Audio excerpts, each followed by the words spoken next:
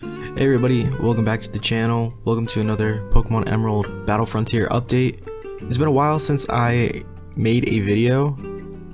I did take a pretty decent break after getting the gold medal at the Battle Dome and did a lot of thinking about what I wanted my next steps to be, so that's what this video is going to be about. So first and foremost, I did breed for a Glalie, which was really awesome. I really love Glalie. It's probably one of my favorite ice type Pokemon. For generations 1 through 3, there isn't necessarily a lot of ice type Pokemon, especially not a lot of pure ice type Pokemon. The only two that come to mind for pure ice type is Regice and Glalie. Pure ice type isn't one of the best types to have on a Pokemon, but I think Glalie is a really cool Pokemon. It has a lot of really cool options that not a lot of other Pokemon have. So for example, this Glalie, I decided to get the egg move spikes on it. The way you get spikes on Glalie is kind of convoluted and takes a lot of steps, but it wasn't super difficult. So first you need to get a male Cacnea or Cacturn and level it up until it gets spikes. So usually that's around level 33 or 34, something like that. And then you need to breed that with a female Roselia. So you do need to have either Ruby or Sapphire to trade over a Roselia. So that's probably the most difficult portion of getting spikes on Glalie, is having those games and then being able to trade with those games. However, once that's done, you just breed for a male Snorunt that has spikes, and then you just do the usual process of transferring IVs over like we've done a million times. So the breeding process for this was actually really simple. It was probably one of my more fast breeding processes. After maybe 10 eggs or so of switching out IVs and EVs, I got a perfect speed and perfect special attack Snorunt with a timid nature, which is exactly what I wanted. It also had perfect IVs in defense, so it's technically a 3 IV Pokemon. The main purpose of this was Glalie or Snorunt is just going to be a really fast Pokemon to hit with Ice Beam, and then anytime it gets into any sort of trouble, it just explodes. I'm still trying to work out the final moveset for it. I know for a fact I would like to have Ice Beam, Explosion, and Spikes. The fourth move is a debate between Crunch and Taunt, and I'm going to see how both of those work out. So for anyone who maybe doesn't know where exactly to get Glalie, you need to have the ice floor available to you to be able to capture Snorunt. There are certain times that people have given for how to get Snorunt, but just know that it needs to be during the low tide time for you to be able to get to Snorunt.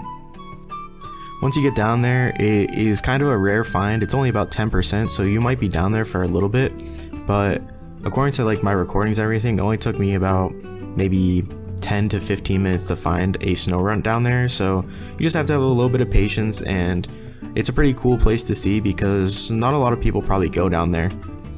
There's really no reason to go down there besides to get the Hail TM or to get Snorunt, and not many people are using Hail, and I don't think many people use Snorunt either, because right there at the entrance you can get Spheal, which many people probably consider a better ice type Pokemon because it has the dual water typing. So again, kind of going back to Glalie's stats, it's 252 in speed and 252 in special attack. So the idea for this is it's supposed to just be a lead Pokemon that handles any sort of dragon types that start off, or to layer up some spikes. After it sets spikes, depending on its HP or everything, it's either going to explode or it's going to switch out into one of our attacking Pokemon. I decided to rework Blaziken, so I'm not going to make a whole dedicated video about Blaziken because I already have one on my channel, but for the Blaziken that I reworked, I decided to have it have the egg move of Reversal, and I gave it Endure as well. There's a set in the Battle Factory where Blaziken has Earthquake, Overheat, Reversal, and Endure with a Salak Berry, so that was the build that I really wanted to try to work on. I personally have Pokemon XD, so I can play through that game and get enough Pokemon coupons to get the Salac berry as well as all the other berries in there. However, I thought it would be cool to kind of show one of the DLCs that were made by I'm a Blissey. I went ahead and did the Jirachi DLC, and if you don't know, that Jirachi can either hold a Ganlon berry or a Salac berry. So you just save beforehand and kind of reset until it has the berry that you want. And so that's what I did. So I got a Jirachi that is legal through the channel, and then I also was able to get a Salac berry. I feel like this way is a lot more accessible to people because no one really wants to spend $200 on a Pokemon game that they probably don't have the ability to play because they don't have a GameCube either. I think this way is a little bit more accessible. There's a lot of ways for you to be able to get the events into your games as well. For me, I usually upload my save file and do the e-reader that way because I don't have a physical e-reader, but there's other ways for you to just straight up inject the events into your cartridges, or if you have an e-reader, there's a way for you to print out the actual tickets. So it's a really cool way of getting items that you may not be able to get, or Pokemon you may not be able to get. So moving forward, I think that I'm going to be taking on the Battle Tower. I know the last time I spoke about the next facility that we were going to focus on was the Battle Pyramid. I'm really interested in the Battle Pyramid, however, I really want to get the Battle Tower knocked out of the way because I think the Battle Tower is going to be something that is very annoying to deal with for a very long time. I know that there is some sort of glitch that goes on with your streak in the Battle Tower, makes it more difficult in the Battle Factory, but I don't think that's going to be the biggest issue when trying to get the gold symbols. But these are just some of the ideas that I've been having. I think Glalie is going to be a really great addition. I think its speed and special attack are crazy for how quote-unquote bad it is as a Pokemon. I think it's going to be able to take down a lot of Flygons, Altarias, and Salamances.